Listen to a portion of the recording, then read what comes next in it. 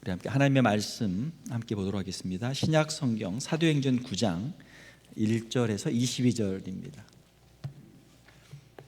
신약 성경 202페이지 사도행전 9장 1절에서 22절까지 저와 여러분 한 절씩 교독하도록 하겠습니다. 사울이 주의 제자들에 대하여 여전히 위협과 살기가 등등하여 대제사장에게 가서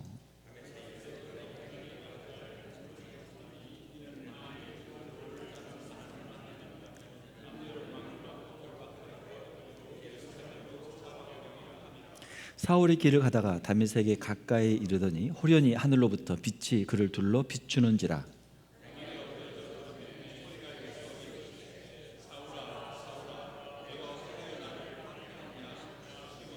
대답하되 주여 누구시니까? 이르시되 나는 내가 박해하는 예수라.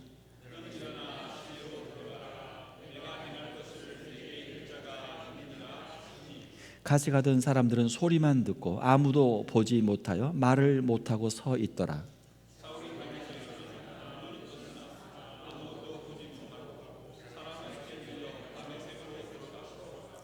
사흘 동안 보지 못하고 먹지도 마시지도 아니하니라.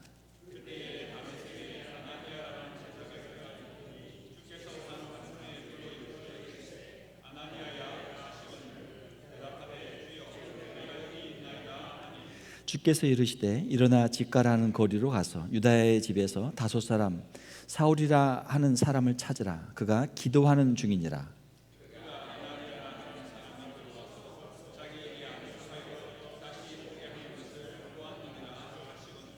아나니아가 대답하되 주여 이 사람에 대하여 내가 여러 사람에게 듣사온즉 그가 예루살렘에서 주의 성도에게 적지 않은 해를 끼쳤다 하더니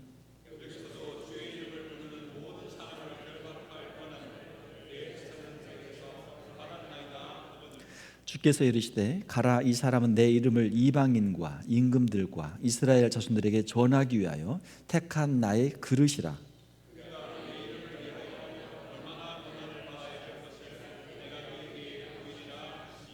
아나니아가 떠나 그 집에 들어가서 그에게 안수하여 이르되 형제 사울아, 주 곧 내가 오는 길에서 나타나셨던 예수께서 나를 보내어 너로 다시 보게 하시고 성령으로 충만하게 하신다 하니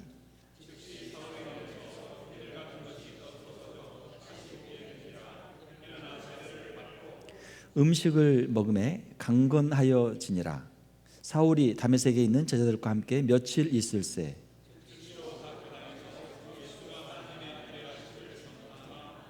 듣는 사람이 다 놀라 말하되 이 사람이 예루살렘에서 이 이름을 부르는 사람을 멸하려던 자가 아니냐. 여기 온 곳도 그들을 결박하여 대제사장들에게 끌어가고자 함이 아니냐 하더라. 사울은 힘을 더하여 예수를 그리스도라 증언하여 다메섹에 사는 유대인들을 당혹하게 하니라. 아멘. 우리 함께 읽으신 말씀을 가지고 박해자에서 전도자가 된 사울이라는 제목으로 말씀을 함께 우리 나누도록 하겠습니다. 우리가 이런 질문 한번 해볼 수 있겠죠. 사람이 변화될 수 있습니까? 이런 질문에 대해 사람들은 흔히 말하기를 사람이 절대 변하지 않는다. 내가 사람을 겪어봤는데 사람이 절대 변하지 않더라. 이런 이야기를 우리가 많이 듣죠. 그 말은 우리 경험적으로 사실이죠. 사람이 참 안 변하죠. 사람이 안 변한단 말이에요. 우리가 자기 힘으로 자기를 바꾸려고 해도 어렵고 부모나 아니면 스승이나 친구들이 옆에서 아무리 이야기를 해도 사람이 듣기가 참 어려워요. 사람이 변하기 참 어렵죠. 사람의 힘으로는 사람이 변화될 수가 없죠. 자, 그러나 하나님께서 함께 하시면 그 사람도 변화될 수 있는 줄로 믿습니다. 자, 이것이 오늘 본문에 나와 있는 사울의 변화되는 모습이죠. 박해자에서 전도자로 변화된 사울의 모습입니다.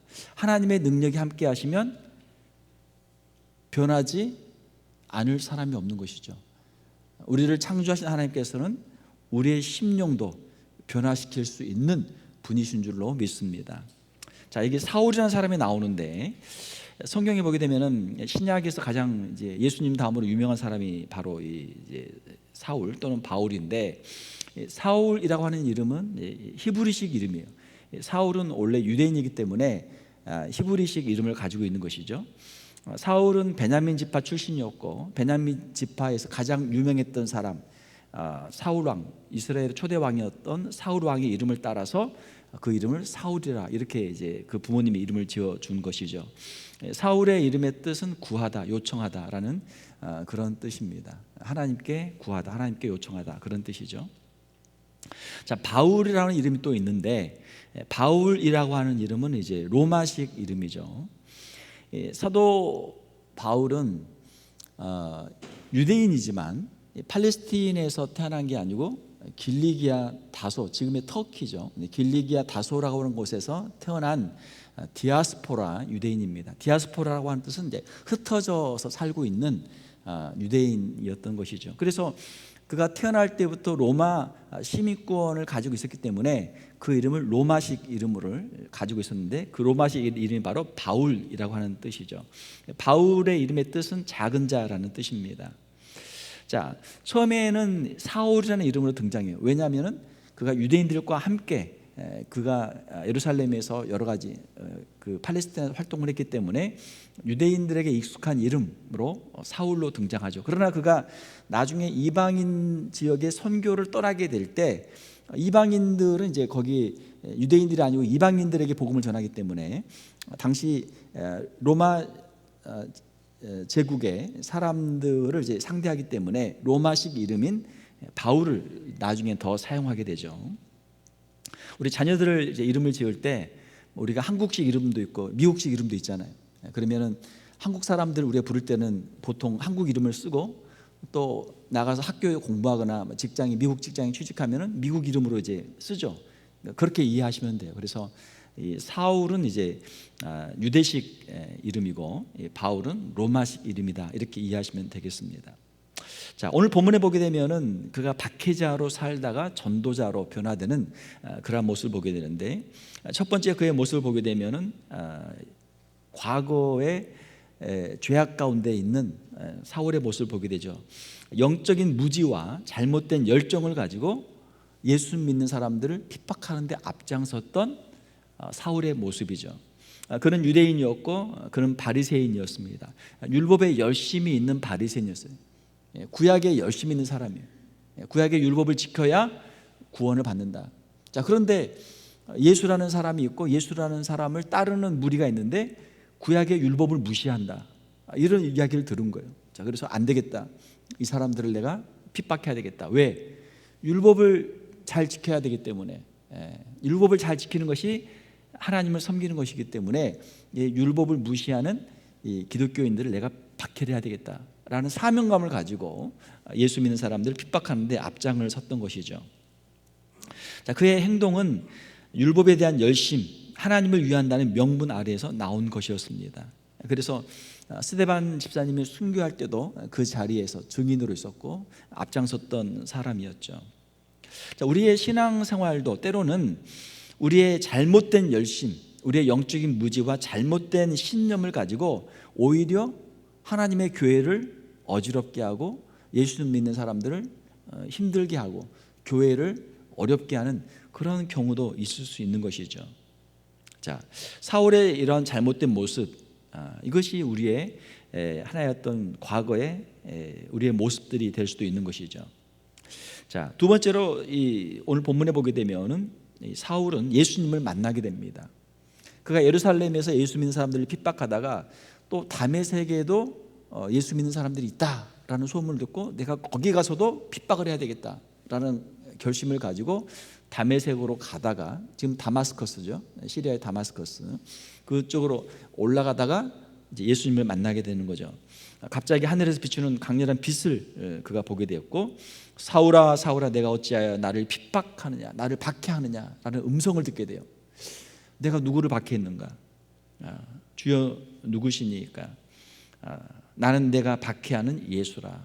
예수님의 음성을 듣게 되죠. 내가 예수 믿는 사람들이 했던 이야기들, 예수님이 십자가에서 죽으셨고 죽은 지 3일 만에 부활하셨고 많은 사람에게 보이셨고 승천하셨다라는 이야기 들었는데 이게 거짓말로 알았는데 내가 부활하신 예수님을 내가 직접 만나고 보니까 예수님이 진짜 부활하셨구나. 내가 잘 모르고 있었구나 라고 하면서 그가 깨닫게 된 것이죠. 자, 이 순간 사울의 삶이 완전히 뒤바뀌게 됩니다. 사랑하는 성도 여러분, 우리가 예수님을 만나면 우리의 인생이 변화되는 줄 믿습니다. 크리스천으로 태어난 사람은 아무도 없어요. 우리가 모태신앙이라는 단어를 쓰는데 믿는 가정에서 아이가 태어날 수는 있죠. 그러나 그 아이가 믿는 가정에서 태어났다고 해서 자동적으로 믿는 사람이 되는 건 아니에요. 크리스찬으로 태어난 사람은 아무도 없어요. 무슨 말입니까? 우리가 일생을 사는 가운데 어느 순간 예수님을 만나고 크리스찬으로 우리가 거듭나야 우리가 진정한 우리가 신자가 되는 줄로 믿습니다. 이것을 우리가 중생, born again이라는 단어를 써요. 예수님을 만나야 영적으로 거듭난다. 우리의 육체의 출생이라고 하는 것은 육적인 출생이죠. 이것은 영적인 출생이 아니란 말이에요. 영적인 출생은 어떻게 가능합니까? 예수님을 만나야 우리가 영적으로 다시 새로워지는 줄로 믿습니다. 자, 오늘 여기에 이제 여러분들이 계시는데, 여러분들은 왜 이 자리에 있습니까? 여러분들이 인생을 사는 가운데 어느 순간 어린 초등학교 시절이든 아니면 중고등학교 시절이든 아니면 청년의 시절이든 아니면 미국에 이민 와서 나중에 오랜 시간이 지난 후에 장년이 되셨든 간에 어느 순간 우리의 일생 가운데 어느 순간 예수님을 만난 경험이 있기 때문에 우리가 오늘 이 자리에 있는 줄로 믿습니다. 그래야 크리스천이 된단 말이에요. 자, 오늘 본문에 보게 되면은 이 사울이 예수님을 만나게 되죠. 자, 역사학자들에 의하면은 사울이 언제 태어났는가? 주후 한 5년경에 태어난 것으로 학자들은 그렇게 보고 있습니다. 자, 그리고 그가 회심한 이 사건이 언제 있었는가? 주후 33년경에 이 사건이 있었다라고 학자들은 보고 있어요. 그러면 그 나이 몇 살입니까? 33에서 5 빼면 몇이에요? 28이죠. 28살. 20대 후반의 나이에 열심히 있던, 율법에 열심히 있던 청년이 예수님을 만나게 되고 그의 삶이 변화되는 것이죠. 영적인 눈이 열린 것이죠. 사울은 오늘 본문에 보게 되면은 그 빛으로 인해서 그 앞이 보이지 않게 돼요. 자, 육신의 눈은 멀어졌지만 예수님을 만남으로 말미암아 그의 영적인 눈이 열리게 되는 것이죠. 우리가 인생을 살다 보면 때로는 인생의 여러 가지 고난과 시련들을 만날 때가 있어요. 자, 때로는 그 고난과 시련이 우리가 하나님 앞으로 나가고 하나님을 만날 수 있는 영적인 계기들이 되는 줄 믿습니다. 많은 사람들의 간증을 들어보게 되면은 세상적으로 사업이 잘 되고 세상적으로 뭔가 일이 잘 되면 세상으로 자꾸 가요. 세상이 너무 좋거든요. 잘 되거든요. 자, 그런데 그렇게 가다가 세상적으로 가다가 뭔가 문제가 생겨요. 몸에 어떤 질병이 생기거나 어떤 사업에 문제가 생기거나 인생에 어떤 문제가 생겨요. 그러면 어떻게 됩니까? 사람이 꺾여요. 사람이 꺾여. 내가 똑똑한 줄 알았는데 내가 똑똑한 사람이 아니었구나. 내가 대단한 사람인 줄 알았는데 내가 대단한 사람이 아니구나. 자기 자각하게 되면 자각하게 돼. 성경은 어떻게 말합니까? 성경은 우리 인간을 죄인이다, 연약한 존재라고 성경은 말하고 있죠. 흙에서 와서 흙으로 돌아가는 존재로 성경은 말씀하고 있어요. 자, 그러나 우리가 안 믿는 사람들을 보게 되면 어떻습니까? 자기가 대단한 사람인 것처럼 착각하고 살아간단 말이에요. 자, 그러나 세상에 살면서 우리가 어떤 시련을 당하게 되고 고난을 당하면 어떻게 돼요? 그게 꺾여. 교만했던 사람들이 꺾인단 말이에요. 마치 배추 김장할 때 보면 아주 빳빳한 배추 갖다 놓고 거기 칼로 한번 잘라가지고 소금에다 하룻밤 재우면 어떻게 그 빳빳한 그 배추가 그냥 부들부들해지는 것처럼 그 교만했던 사람들이 인생의 쓴맛, 인생의 고난들을 겪으면 사람들이 풀이 죽는 거예요. 겸손해져. 사울은 그의 육신의 눈은 어두워졌지만 영적인 눈이 밝아졌어요. 자, 예수님을 만남으로 말미암아 영적인 각성을 하게 되는 것이죠. 그리고 자신이 지금까지 가지고 있었던 모든 자신의 지식, 자신의 열심, 자신의 신념, 자신의 경험들을 다 주님 앞에 내려놓고 무릎을 꿇게 되죠. 자, 이것이 사울의 회심이죠. 사랑하는 성도 여러분, 우리의 인생도 우리의 지식이나 우리의 경험이나 우리의 능력이 아니라 하나님 앞에, 예수님 앞에 우리가 무릎을 꿇을 수 있는 우리 성도들이 되시기를 주님의 이름으로 축원합니다. 이것이 그리스도인 된다는 의미예요. 내가 아니고 주님을 찾는 것이죠. 내 힘이 아니고 주님의 힘으로 내가 살겠습니다. 고백할 때 우리가 그리스도인이 되는 줄 믿습니다. 자, 사울은 예수님을 만나고 나서 새로운 삶을 위한 헌신을 하게 되죠. 아나니아라는 제자를 통해서 사울을 이제 안수하게 되고 그가 보게 되고 또 세례를 받게 되죠. 18절을 보게 되면. 그리고 그가 사명을 받게 되죠. 예수 그리스도의 복음을 증거하는 자로 그가 사명을 받게 됩니다. 그리고 20절에 보게 되면은 그가 유대인들의 회당에 들어가서 예수가 하나님의 아들 그리스도이심을 전하기를 시작하죠. 180도로 사람이 바뀐 거예요. 예수 믿는 사람들을 잡아 죽이려고 왔던 사울이 정반대로 예수가 그리스도다, 예수가 하나님의 아들이다, 예수가 메시아다, 예수가 우리의 구원자다 라고 하는 것을 증거하는 사람이 되는 것이죠. 그는 그의 남은 평생 그가 순교할 때까지 그가 이제 교회사를 보게 되면은 사도 바울이 주후 67년, 68년경에 그 사이에 이제 순교한 것으로 보는데 62세, 63세 그 어간이죠. 그때까지 남은 평생 그가 회심한 이후에 그가 아라비아에 가서 3년 있다가 다소에 가서 약 한 10년 가까이 있다가 그 다음에 이제 안디옥에 가서 그때부터 이제 거기서 사역을 하고 선교사로 이제 파송을 받아가지고 사역을 하게 되는데 그 남은 평생토록 이 복음을 전하기 위해서 자신의 삶을 주님께 드리죠. 예수님을 만난 이후로 뒤로 물러서지 않고 돌아서지 않고 주님 주신 그 사명을 붙잡고 표대를 향해서 앞으로 그가 달려가죠. 자, 오늘 이 사울의 회심 사건을 보면서 우리에게 주시는 말씀과 개인적인 적용들 한번 생각해 보도록 하겠습니다. 우리도 예수님을 만나기 이전에 과거의 삶이 있다. 어린 시절이든 우리 젊은 시절이든 아무튼 우리가 예수님을 만나기 전 세상을 향해서 나름대로 우리가 열심히 뭔가를 해보려고 했던 그런 시절들이 있죠. 예수님을 만나야 우리의 진정한 그리스도인의 삶이 시작이 되는 줄 믿습니다. 예수님을 만나기 전에는 자기 힘으로 살아요. 자기 능력으로 살아요. 그러나 예수님을 만나게 되면 우리가 주님 앞에 엎드리고 우리가 주님 앞에 새로운 헌신된 삶을 우리가 살게 되는 것이죠. 저도 이제 간단한 제 간증을 하게 되면은 저는 이제 대학교 4학년 때 그때가 1988년인데 한국에서 이제 서울 올림픽이 있었죠. 1988년. 그러니까 한국에서는 이제 서울 올림픽이 있었고 저 개인적으로는 제가 예수님을 개인적으로 인격적으로 만나는 아주 중요한 체험이 있었고 그리고 이제 제가 주님 앞에 제 일생을 드리는 그런 때가 바로 1988년 봄 어느 날이죠. 이제 나름대로 이제 대학생활 하면서 여러 가지 고민들이 많았어요. 한국이나 미국이나 비슷합니다. 대학교 가면 고민들이 많아져요. 여러 가지 철학도 배우고 세계 여러 가지 정치, 경제, 사회, 문화 배우고 또 제가 학교 다닐 때 엄청 데모도 많고 그 사회가 굉장히 혼란한 그런 시대였거든요. 자, 그런 가운데 참 이제 내가 앞으로 인생을 어떻게 살아야 될 것인가. 이제 대학교 4학년 되니까 그렇게 제가 고민하는 가운데 하나님께 기도하고 제가 이제 성경을 제가 통독을 시작했어요.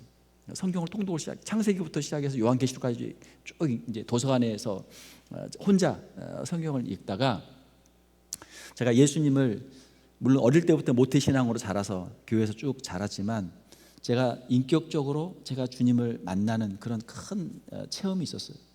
그래서 성경을 쭉 읽는 가운데 이제 이사야서에서도 아주 큰 은혜를 받았고 갈라디아서 2장 20절을 제가 읽으면서 제 인생의 평생의 좌우명으로 갈라디아서 2장 20절 말씀을 제가 삼았어요. 그리고 이제 제가 신학교로 가기로 결단을 하고 이제 대학을 졸업하고 신학교를 가게 된 거죠. 그때 제가 대학교 4학년, 제 나이 만 21살 때, 그리고 대학교 졸업하고 22살 때 제가 신학교를 갔어요. 그리고 제가 지금까지 이 길을 제가 오게 된 것입니다. 자, 주님은 우리를 만나 주시죠. 어느 순간 주님을 만나 주세요. 저만 예수님을 만나는 것이 아니라 오늘 이 자리에 있는 여러분들도 예수님을 다 만나신 줄 믿습니다. 그 만남은 우리가 평생 잊을 수 없는 만남이에요. 결코 지워지지 않는 만남이에요. 자, 신학교를 가게 되고 한국에서 제가 신학교를 이제 3년 공부를 하고 또 이제 뭐 전도사로, 강도사로 목사 안수를 받게 되고 미국에 유학을 와가지고 미국에서도 뭐 석사과정, 박사과정 공부를 오랫동안 했지만 신학교에서 배워서 예수님을 믿은 게 아니라 예수님을 성경을 읽다가 예수님을 개인적으로 인격적으로 만났기 때문에 신학교를 간 거예요. 신학교 가서 예수님 만난 게 아니에요. 예수님을 만났기 때문에 신학교를 간 거예요. 신학교에서 저도 공부를 오랫동안 했지만 신학교 가서는 무엇을 했습니까? 성경에 대해서 연구하고 신학에 대해서 연구하고 이걸 신학적으로 더 다듬는 과정이었지 신학교 가서 예수님 만난 게 아니란 말이에요. 자, 우리가 예수님을 어떻게 만납니까? 하나님의 말씀을 우리가 읽는 가운데 말씀을 통해서 우리가 예수님을 만나게 되는 줄 믿습니다. 자, 그래서 저는 여러분들에게 강조를 해요. 다른 것보다도 성경을 읽어라. 성경을 읽으면 여기에 복음이 들어있고 예수님을 만나는 길이 이 안에 들어있는 것이죠. 성경을 읽으면 돼요. 개인적으로 읽어도 돼요. 성경을 아주 진지하게 읽으면 돼요. 물론 이제 목사님들의 설교도 잘 들어야 되겠죠. 목사님들이 말씀을 가지고 강해하고 말씀을 풀어주기 때문에 말씀을 이해하기 위해서는 뭐 설교도 필요하겠죠. 그러나 더 중요한 것은 이 말씀 자체, 하나님의 말씀 자체에 능력이 있다. 말씀을 읽어도 우리가 이해할 수 있고 말씀을 읽는 가운데 성령의 능력으로 우리가 예수님을 만날 수가 있는 것이죠. 예수님을 만나고 변화된 사람들이 많습니다. 교회 역사를 보게 되면 변화된 사람들이 많죠. 가장 유명한 회심 중에 하나는 어거스틴의 회심이에요. 어거스틴은 이 사람은 이제 밀라노에서 이제 수사학 교수를 하고 있었죠. 자, 그런데 여러 가지 지적인 영적인 이제 방황을 하는데 진리를 찾기 위해서 방황하게 되는데 그 당시에 이제 유행했던 만이교 또 그리고 또 신플라톤주의 거기에 이제 빠져서 진리를 찾는 거예요. 그런데 아무리 자기가 그걸 이제 열심히 따르려고 해도 거기에 만족이 없는 거예요. 만족이 없어요. 자, 그러다가 이 어거스틴이 회심하게 되는데 어거스틴의 회심에는 이제 두 가지 이유가 있었죠. 하나는 어머니 모니카의 기도. 어머니가 독실한 신자였기 때문에 아들을 위해서 계속 기도했고 이 모니카는 이제 평생 아들을 위해 아들의 회심을 위해 기도하다가 아들이 회심하고 아들이 세례를 받고 그리고 이제 그 해 이 어머니가 이제 소천하게 되죠. 그러니까 어머니는 그 평생 아들을 위해 기도했고 아들이 회심하는 것을 보고 세례받는 것을 보고 세상을 떠나게 돼요. 그것이 이 어머니의 사명이었기 때문에 자신의 사명을 다하고 세상을 떠나게 되죠. 밀라노에 있는 가운데 이제 암브로시우스라고 하는 아주 유명한 주교가 있었는데 암브로시우스의 이제 설교를 듣는 가운데 어거스틴의 이제 마음이 조금씩 이제 마음이 녹게 되고 복음을 이제 받아들이게 되죠. 결정적인 계기는 그가 이제 참 신비한 체험을 하게 되는데 책을 펴서 읽어라, 성경을 펴서 읽어라.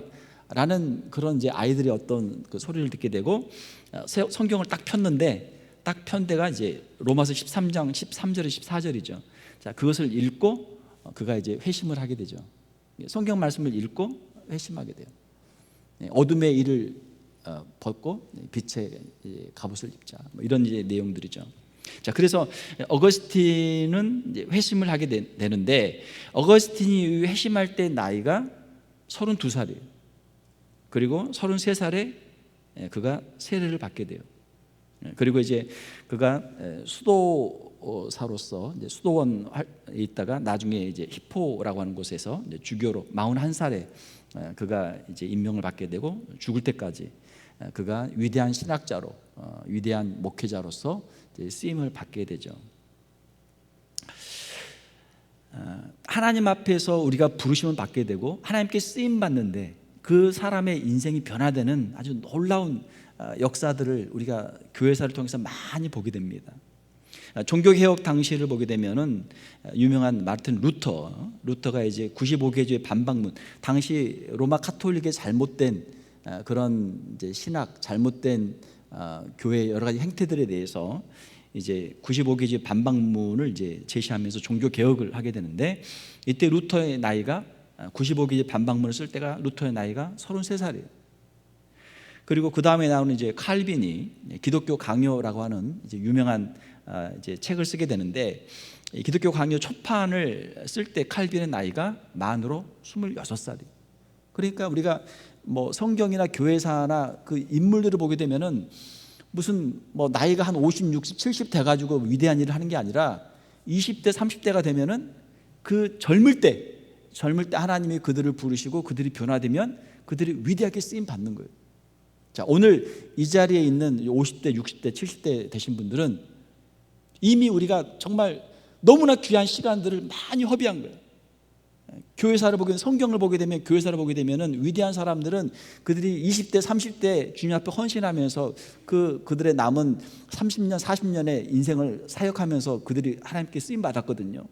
그런데 우리의 인생을 보게 되면 어떻습니까? 이미 우리는 50, 60 될 때까지 그냥 세상에 열심히 살다가 지금 이 자리에 와 있어요. 자, 그러나 사랑하는 성도 여러분, 주님께서는 이른 아침에도 포도원에서 일꾼들을 부르시지만 해가 중천에 떠도 주님이 일꾼들을 부르시고, 해가 져가는 저물녘에도 5시에도 오후 5시에도 주님은 일꾼들을 부르시는 줄 믿습니다. 우리가 더 충성하면 된단 말이에요. 나중된 자가 먼저 되는 은혜도 있는 줄로 믿습니다.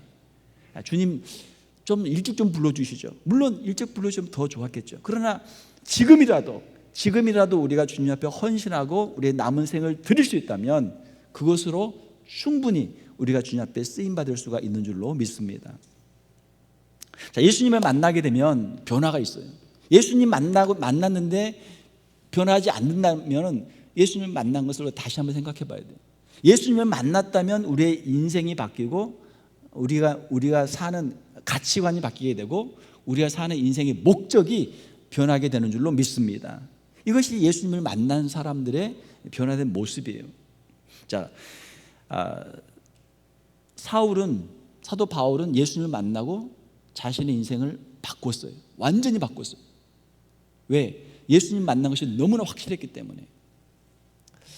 지금도 예수님을 만난 사람들이 있는 줄 믿습니다. 지금도 성령께서 우리 가운데 역사하시고 예수님을 만나고 그들이 회심하고 변화된 인생을 살게 하시는 줄 믿습니다. C.S. 루이스라는 사람이 있어요. 영국의 옥스퍼드의 교수였던 C.S. 루이스의 회심 이야기가 아주 유명합니다. C.S. 루이스는 이성주의자였고 회의론자였고 무신론자였어요. 옥스퍼드 대학의 교수로서 지성이 아주 많은 지성인이었는데, 자기 같은 대학교 동료인 톨킨이라는 사람을 만나게 됐어요. 톨킨이라는 사람을 만나면서 같이 교제하면서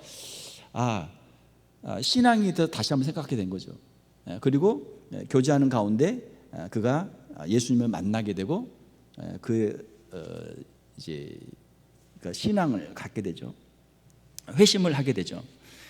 톨킨은 이제 여러분들 영화로도 많이 아는 옥스퍼드 대학의 영문학 교수였는데, 반지의 제왕 시리즈를 이제 글을 쓴 사람이죠. C.S. 루이스는 이제 나니아 연대기나 또 순전한 기독교라 여러 가지 이제 작품을 쓴 사람인데, 그 친구를 통해서 회심을 한 거예요. 대학교 교수로서 아주 이성주의자, 회의주의자, 무신론자였던 그 지성인이 친구를 통해서 회심을 하고 예수님을 만나고 그가 변화된 삶을 산 아주 유명한 이야기가 있죠. 미국의 그 시카고 트리뷴의 그 법률 전문 기자였던 리 스트로벨이라는 사람이 있었습니다. 이 사람은 무신론자였어요. 그런데 어느 날 자기 아내가 교회를 가기 시작하는 거예요. 그러니까 안 되겠다, 이 아내를 말려야 되겠다 해서 이 사람이 자기 전문 지식을 가지고 성경을, 이제 기독교를 연구를 하기 시작한 거예요. 2년 동안 성경을 연구하고 기독교를 연구했어요. 왜? 아내를 교회를 못 가게 하려고 연구를 했는데, 연구를 하다 보니까 이게 믿어지는 거예요. 이걸 안 믿기가 더 어려운 거예요. 그래서 이 사람이 아내를 통해서 회심을 하게 되고 나중에 책을 쓰죠. The Case for Christ, 그리스도를 위한 변론. 이제 한국 번역은 예수는 역사다라는 이름으로 번역이 됐는데, 그리스도를 위한 변론이라는 이제 책을 써가지고 베스트셀러로 많은 사람들이 이 책을 또 읽게 되었던 것이죠. 지금도 주님께서는 우리 가운데 역사하시고 사람들을 만나주시고 사람들을 변화시켜 주시는 줄 믿습니다. 지금도 예수님을 사람들이 만나고 있고, 수많은 사람들이 예수님을 만나고 있고 세례를 받고 있고 그들의 인생들이 변하고 있는 줄로 믿습니다. 청년들도 예수님 만나고 변하고, 우리 어른들도 장년들도 만나게 되고, 임종을 앞둔 분들도 예수님을 구주로 영접하고 신앙 고백을 하고 그렇게 주님 앞에 서는 분들이 있는 것이죠. 자, 말씀을 맺겠습니다. 사도 바울의 변화된 삶을 보면서 사랑하는 성도 여러분, 우리의 심령 가운데도 주님을 향한 뜨거운 마음, 예수님을 만나고 우리의 인생이 변화되는 그러한 역사들이 이루어지기를 주님의 이름으로 축원합니다. 예수님을 만나면 우리의 인생도 변화될 수가 있죠. 이 세상에 소망이 없는 죽음을 향해 내려가는 존재가 아니라 영원한 천국을 바라보고 주님 주신 그 영광을 바라보고 우리의 남은 생을 가장 귀하고 아름답게 쓰임받을 수 있는 우리 성도들이 될 수 있는 줄로 믿습니다.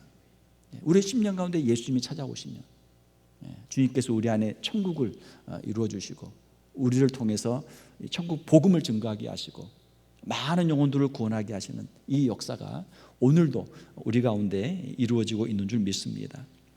박해자에서 위대한 전도자로 변화된 사울처럼 우리의 인생도 예수님을 만나고 이 복음을 증거하는 일에 귀하게 쓰임받는 저와 여러분들이 다 되시기를 주님의 이름으로 축원합니다.